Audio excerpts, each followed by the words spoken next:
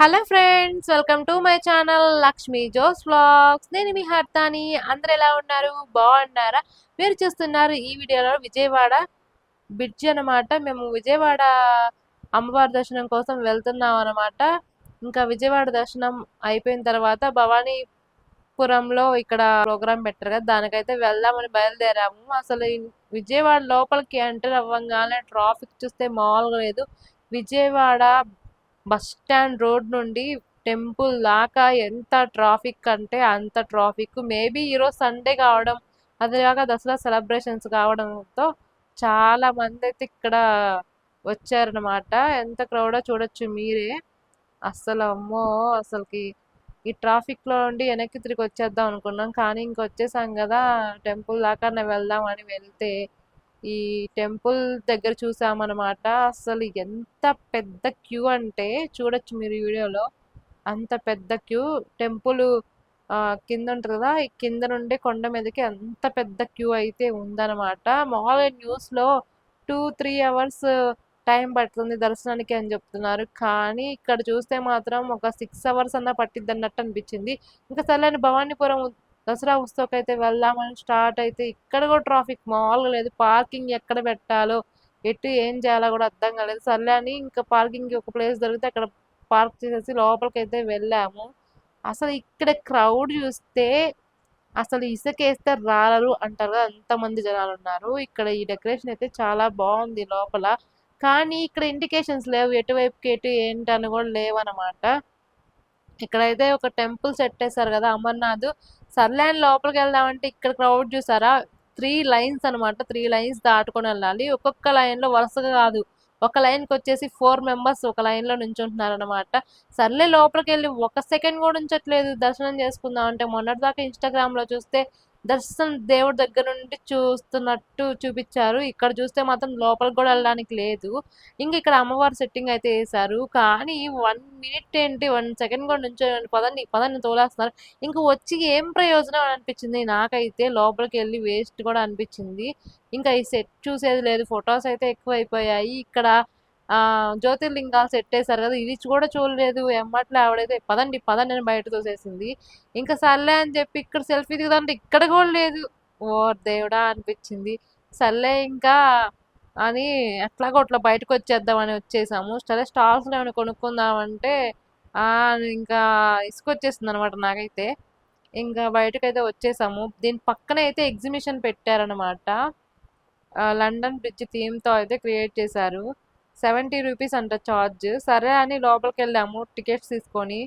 లోపలికి వెళ్తే ఇక్కడ కూడా బాగుంది, కాకపోతే టికెట్ దొరకడమే చాలా కష్టమైంది అనమాట, అంత క్రౌడ్ ఉంది.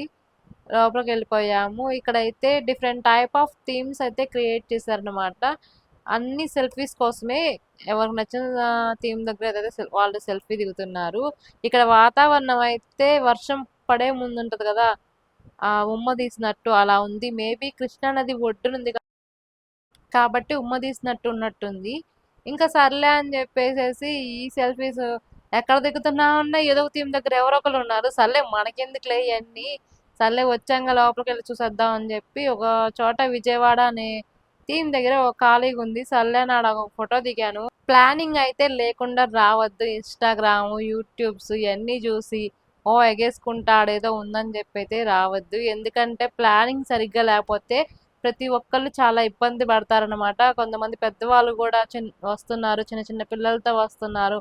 కరెక్ట్గా ప్లానింగ్ ఎక్కడ పార్కింగ్ ఉంది, ఎక్కడ ఎలా ఉంది, ఇది మొత్తం చూసుకొని రండి. లేకపోతే నాలా రిస్క్లో అయితే పడతారు. ఎందుకంటే అంత ట్రాఫిక్ ఉంది. కొన్ని చోట్ల అయితే బైకులు పెట్టేసి వెళ్ళిపోతున్నారు. అక్కడైతే పోలీసులు ఆ బైకులు తీసుకొని వ్యాన్లో వేసుకొని వెళ్ళిపోతున్నారు అనమాట. అలా కాకుండా పార్కింగ్ ఎక్కడ ఉంది ముందు తెలుసుకొని, అక్కడ ఉన్నారు కదా పోలీసులు కూడా, ఎవరో ఒకరు ఉంటారు, వాళ్ళని అడిగి పార్కింగ్ ఏరియాలో పార్క్ చేసుకొని బైక్స్ ని వెళ్ళండి. ఇంకా లోపలికి వచ్చేసాం కదా, ఇక్కడైతే చిన్న చిన్న స్టాల్స్ ఉన్నాయి. లేడీస్ కి కావాల్సిన జ్యువెలరీస్, ఇంకా కిచెన్ వేర్ ఐటమ్స్, చిన్నపిల్లకి కావాల్సిన చిన్న చిన్న టాయ్స్ కూడా అవైలబిలిటీగా ఉన్నాయి. స్టాల్స్ అయితే ఎక్కువ ఓపెన్ చేయలేదు, మినిమం 5-6 ఉన్నాయి స్టాల్స్ అంతే. మిగతా స్టాల్స్ అన్ని ఇంకా ఓపెన్ చేయలేదు. బ్యాంగిల్స్ అయితే చాలా బాగున్నాయి అనమాట స్టాల్స్ లో. చూడాల్సినవి అయితే గనక విజయవాడలో కృష్ణా నది హారతి చూడండి, ఎందుకంటే చాలా బాగుంది. కాకపోతే లైన్ అనేది చాలా పొడవుగా ఉంది. అక్కడ నుండి నడిచి లోపలికి వెళ్ళాలంటే కొంచెం ఇసుగ్గానే ఉంటుంది. కానీ చాలా అయితే బాగుంది. ఇంకా ఇక్కడ చూడొచ్చు చిన్న చిన్న స్టాల్స్ లో పిల్లలకి టాయ్స్ కూడా ఉన్నాయన్నమాట. ఇంకా లోపలికి వెళ్తే గనక ఎగ్జిబిషన్ లో ఉండాల్సిన giant wheels, toy trains, dragon train, ఇంకా ఇలా చిన్న పిల్లలకి చిన్న చిన్న రంగుల రాట్నాలు ఉన్నాయి. వీళ్ళ పేరెంట్స్కి అయితే హ్యాట్స్ ఆఫ్ చెప్పొచ్చు. ఎందుకంటే అంత క్రౌడ్ లో కూడా వీళ్ళని ఎంతో జాగ్రత్తగా ఇక్కడ దాకా తీసుకొచ్చారు. అసలు పేరెంట్స్ అయితే గ్రేట్ అనిపించింది నాకైతే. ఎందుకంటే అంత క్రౌడ్ ఉంది. ఆ క్రౌడ్ లో కూడా పిల్లలు తప్పిపోకుండా తీసుకొచ్చారంటే మామూలు విషయం అయితే కాదు. ఇంకా ఈ ఎగ్జిబిషన్ లో అయితే నాకు ఇది నచ్చింది. దీన్ని ఏమంటారు, జైన్ వీల్ లాంటిదే. బట్ నాకు దీని నేమ్ అయితే తెలియదు. మీకు తెలుసుంటే కనుక కామెంట్ బాక్స్ లో కామెంట్ చేయండి. ఇంకా ఇక్కడైతే జాయింట్ వీల్ కూడా ఉంది. కప్ అండ్ సాసర్ కూడా ఉందన్నమాట. ఫుడ్ స్టాల్ అయితే ఎక్కువ లేవు, ఒకటో రెండో ఉన్నాయి అంతే దీంట్లో. ఇంకా ఇక్కడ నుండి అయితే మనం ఎగ్జిట్ అయితే అయిపోయామన్నమాట.